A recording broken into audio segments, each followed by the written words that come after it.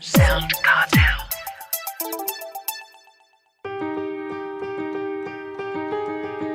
From SoundCartel, I'm Nicole Goodman, and this is Business Essentials Daily.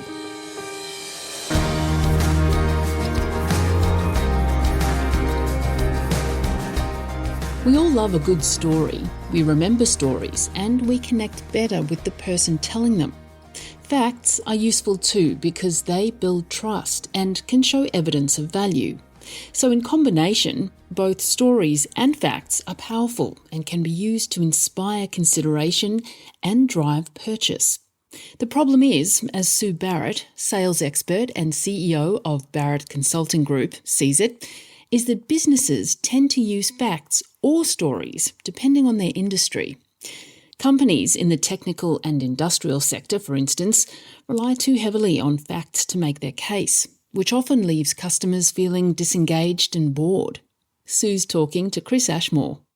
So I want you to imagine that you're sitting through a 30-minute business review presentation with PowerPoint slides that are very content and data heavy, with no context, no images, and no narratives.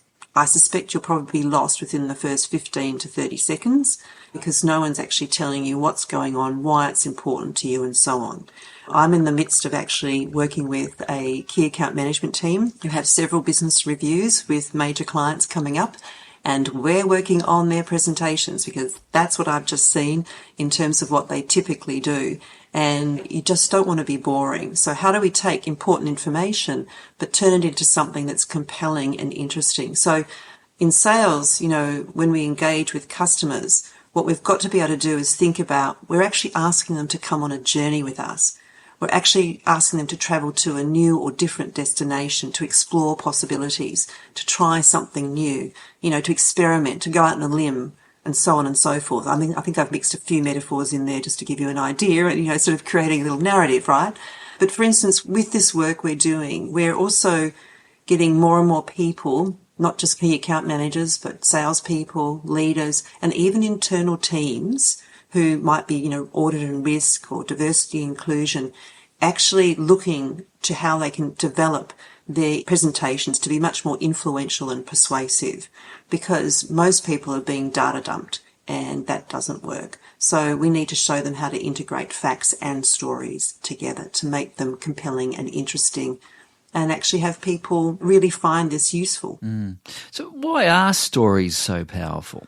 Well, let's break it down into the sort of two areas. Okay, so let's look at facts first. Facts do build trust and they can demonstrate evidence of value.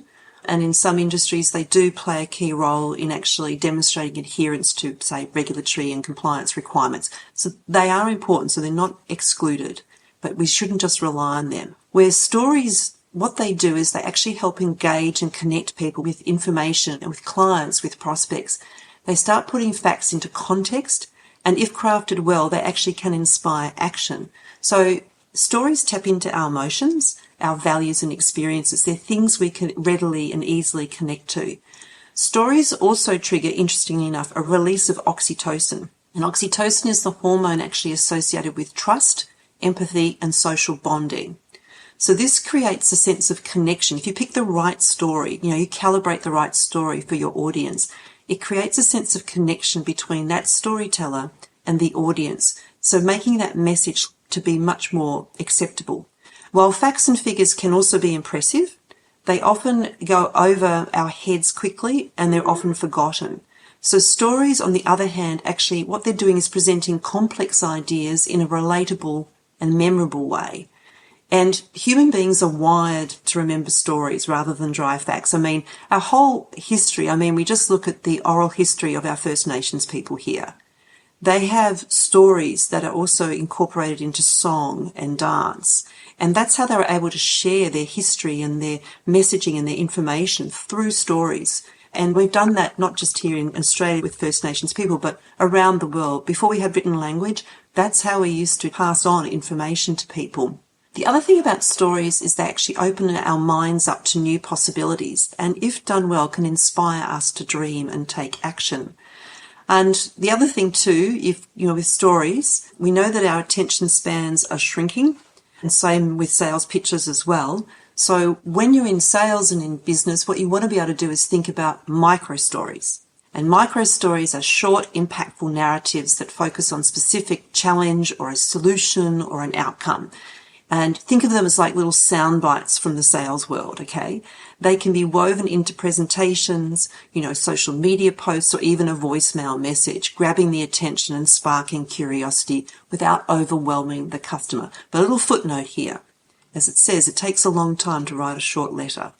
So if you can find a good story narrative that conveys something simply and gives people, that kind of sparks that curiosity, that's what you're looking for. Do salespeople, do they fall into the trap of spouting facts because that's just easier to do? Let's think about how people are trained in product knowledge, okay? And I think of back to my, technical, industrial kind of tech teams, sales teams.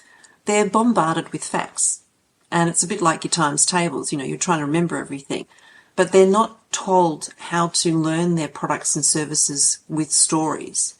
It's much easier to remember something when it's got context, when you've got like a situation, a problem to be solved. This is a challenge. People love the hero story. They love a challenge and it's overcome and so on and so forth.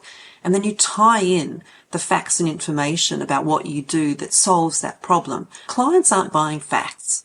They're buying solutions to problems they have. So tell them stories about solutions and problems that they have and show them how these facts sort this out. That's what we've got to flip it around, if you see what I mean. So it's how people are trained in terms of product knowledge. I think it should be story-led and case study-led because that sticks. And because then when they're out in the field and they meet people, they go, that's like story A or story B or story C. And people, when they want to buy, most people aren't brave and adventurous to be the first, the actual sort of guinea pig.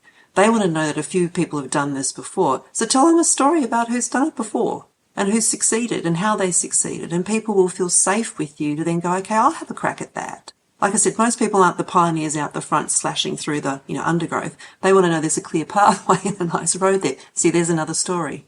And technology, can that be used to help engage the customer with stories?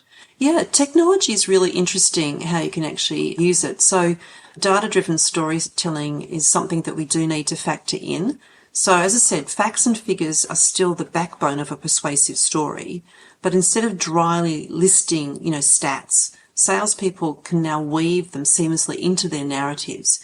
Like I said, imagine showcasing a customer's 25% revenue growth, after using your product, not just as a statistic, but as a pivotal turning point in that client's journey. That data-driven storytelling adds credibility and emotional resonance to those facts because these people, when they take on something from you, are bringing on change. They're changing something, and that comes with risks.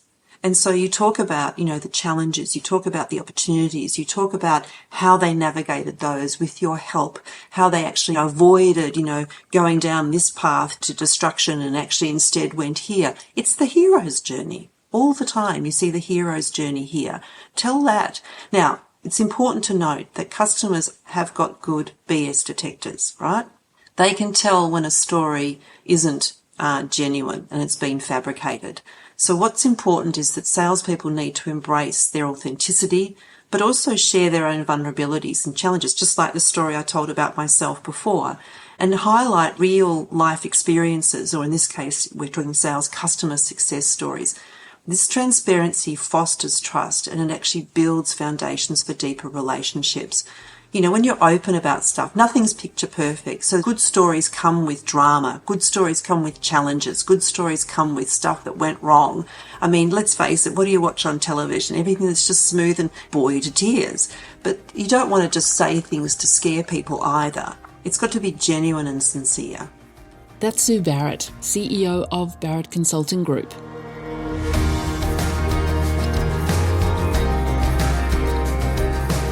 This episode of Business Essentials Daily is produced by the team at SoundCartel. Thanks for listening. I'm Nicole Goodman. We'll bring you more Be Daily tomorrow. Follow @BE Daily Podcast across social media and head to bedaily.com.au for more from the Business Essentials Daily podcast. SoundCartel.